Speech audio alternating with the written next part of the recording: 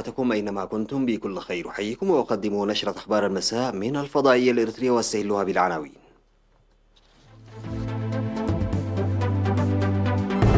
استعدادات لزراعة 160 ألف هكتار في الإقليم الجنوبي. صيانة طريق كرن أفعبت.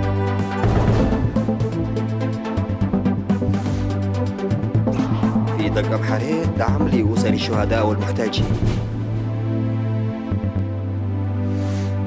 أكثر من نصف مليون وفاة حول العالم ومليون إصابة جراء كوفيد-19. مباحثات جديدة بين بريطانيا وأوروبا بشأن بريكسيت. ومسلحون يهاجمون بورصة باكستان ومقتل 7 أشخاص.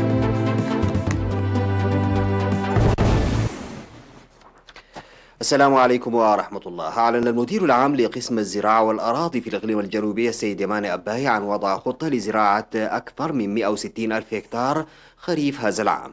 وأوضح في مقابلة مع وكالة الأنباء الإريترية أن 79% من هذه المساحة ستكون للذرة و18% للبقوليات و3% للبذور الزيتية، وقد تم زراعة مساحة 16 ألف هكتار في موسم أمطار الربيع. وأشار إلى قيام أكثر من 80 جرارا بحراثة الأراضي بأسعار مناسبة للمزارعين بالتعاون مع مؤسسة المواشي والغلال، موضحا حراثة معظم الأراضي حاليا. وذكر عن توزيع 1332 كنتالا من بذور القمح المحسنة وحوالي 8000 كنتال من السماد للمزارعين بهدف رفع الإنتاج والقيام بالاستعدادات اللازمة في كل مديرية لمكافحة الآفات الزراعية خاصة الجراد. وقال إن أنشطة النصح والإرشاد تقدم للمزارعين للتنويع الزراعي والدفع بأعمال حماية التربة وحفظ المياه. ودعا المزارعين لتسميد وتمهيد أراضيهم الزراعية والقيام بالمتابعة والمراقبة المستمرة لأوضاع مزارعهم.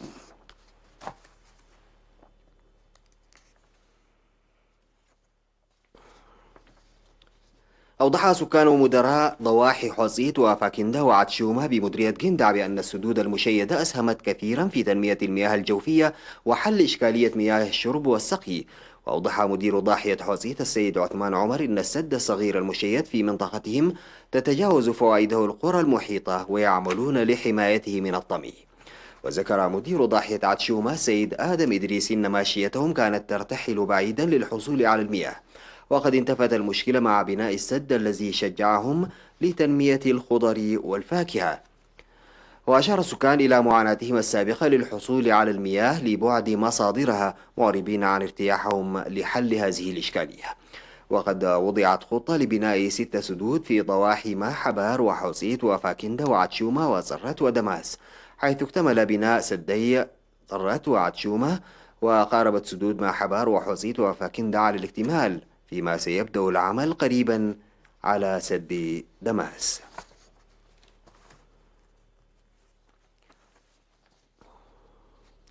تجري أعمال صيانة طريق كرن أفعبت البالغ طوله 60 كيلومترا بتعاون شركة سجن للإنشاءات وقوات الدفاع، وتشمل أعمال الصيانة الجارية بدعم الآليات الثقيلة، تشمل التوسعة وإصلاح المنجرف والردم ومجرى تحويل السيول، وأنجز أكثر من 90% من العمل.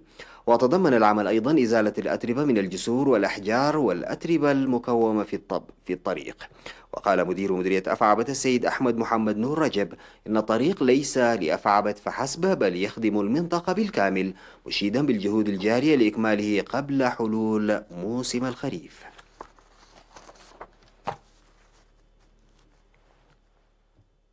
قدم مبلغ 20,400 نقفة لأسر الشهداء والأسر المحتاجة الملازمة لبيوتها جراء جائحة كورونا في ضاحية أمهور بمديرية دق أمحرة. وفي ضاحية سسح تم حراثة مزارع 58 من أسر الشهداء بالجرارات بمناسبة 20 من يونيو، وقدم أحد المحسنين 4000 نقفة للأسر المحتاجة. وقدم المحسنون في ضاحية مايعداقة 120,300 نقفة وزعت لأسر الشهداء والمحتاجين في حليبو، وتم تقديم 10,000 نقفة لأم محتاجة ترعى الأيتام. وعفى مواطنون من بلدة ماي عداقة إيجار منازلهم لمدة شهرين. وتم تقديم 25,200 نقفة لأسر الشهداء في ضاحية هدامو ومساعدة 4 أسر بالذرة. ووزع الذرة والزيت ومواد استهلاكية بقيمة 16,000 نقفة للمحتاجين في ضاحية أولياء صره. من جهة أخرى، أعفى عدد من المواطنين مدفوعات إيجارات منازلهم لشهر وشهرين في مدينة دك أمحري وضواحيها.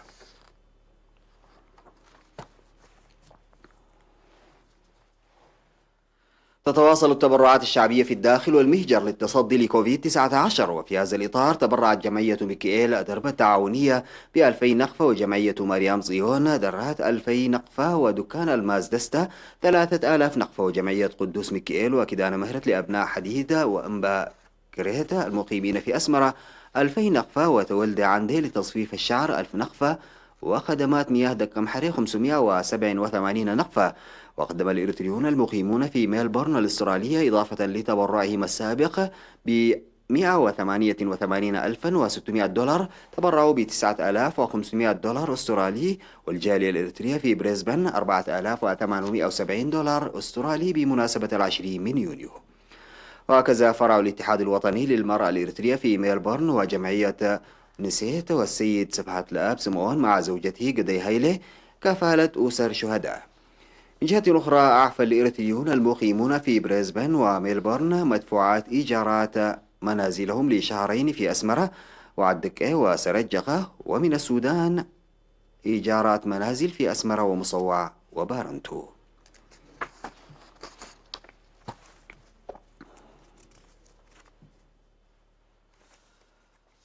ألحقت الأمطار الغزيرة المصحوبة بالرياح التي هطلت بعد ظهر يوم 28 من يونيو في مدينة كرن ألحقت أضرارا بالأرواح والممتلكات. وكانت الأمطار المصحوبة بالرياح والثلوج التي هطلت يومي 14 و16 من يونيو في مديريتي حلحل وأسماط وقبلها في حقات قد أحدثت أضرارا بالمدارس والمزارع.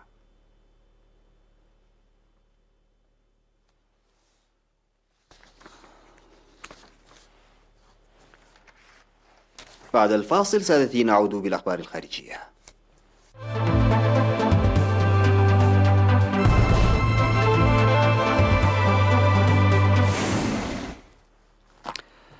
أودى وباء كوفيد-19 العالمي بأرواح أكثر من نصف مليون شخص حول العالم، ثلثاهم تقريبا في الولايات المتحدة وأوروبا، منذ ظهر فيروس كورونا في الصين في ديسمبر وفق ما تشير إليه الأرقام الرسمية. وبلغت حصيلة الوفيات الناجمة عن فيروس كورونا في العالم أكثر من 505,000 وفاة من أصل 10,275,000 إصابة. بهذه الحصيلة تكون أعداد ضحايا الجائحة قد تضاعفت في غضون أقل من شهرين، في حين سجلت الأيام العشر الأخيرة لوحدها وفاة أكثر من 50,000 شخص. أما أعداد الإصابات المعلن عنها رسميا في العالم فقد تضاعف، في حين سجلت 1,000,000 إصابة جديدة بالفيروس خلال الأيام الستة الأخيرة. وسجلت الولايات المتحدة 288 وفاة إضافية ناجمة عن وباء كوفيد-19 خلال 24 ساعة وفق بيانات نشرتها جامعة جونز هوبكنز. وعادت السلطات في أنحاء أخرى من البلاد فرض تدابير إغلاق في محاولة للحد من الازدياد الكبير في أعداد الإصابات بالفيروس. ونجحت الولايات المتحدة لفترة وجيزة في خفض عدد الإصابات الجديدة إلى ما دون 20,000 إصابة يوميا، لكن هذا العدد عاود الارتفاع منذ أيام متخطيا عتبة 30,000 إصابة.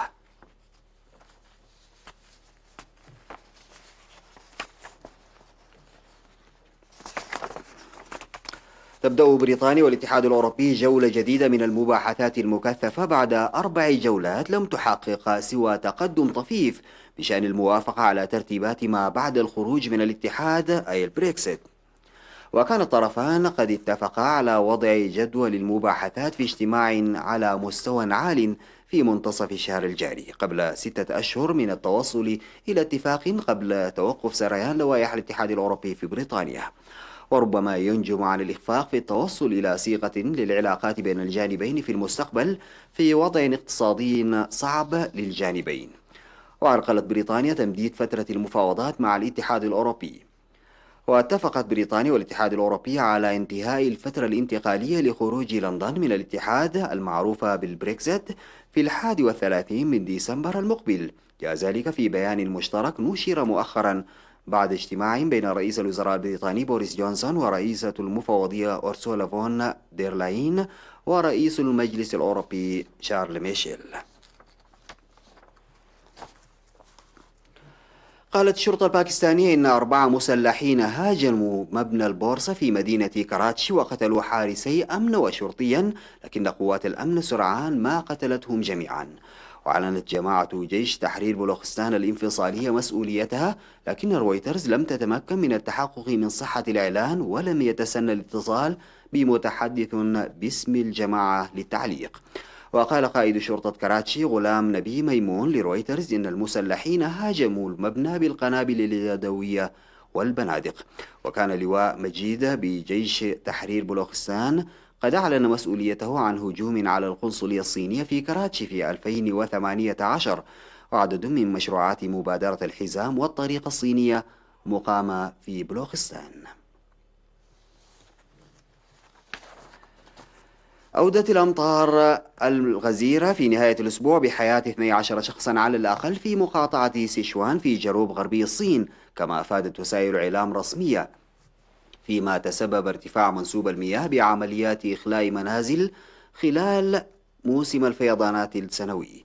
شملت حصيلة الأمطار الغزيرة في منطقة ميانينغ شخصين توفيا حين غرقت سيارات عدة في نهر بعدما تسببت الفيضانات بإلحاق أضرار بطريق سريع، وهناك 10 أشخاص في عداد المفقودين، فيما أخلي أكثر من 7000 شخص من منازلهم، كما أفادت وكالة أنباء الصين الجديدة. ويشهد جنوب الصين هطول أمطار غزيرة أدت إلى انزلاقات تربة وفيضانات منذ مطلع يونيو تسببت حتى الآن بوفاة 58 شخصا بحسب وزارة إدارة الطوارئ. وتضرر 12 مليون شخص في ممتلكاتهم، فيما أغلقت طرقات وتم إنقاذ أو نقل أماكن تواجد 720 ألف شخص بسبب مياه الفيضانات. وتسبب موسم الفيضانات بخسائر بلغت 3.6 مليار دولار، كما أوضحت الوزارة، ما يشكل ضربة إضافية للاقتصاد المحلي الذي يعاني أساسا من تداعيات انتشار فيروس كورونا المستجد.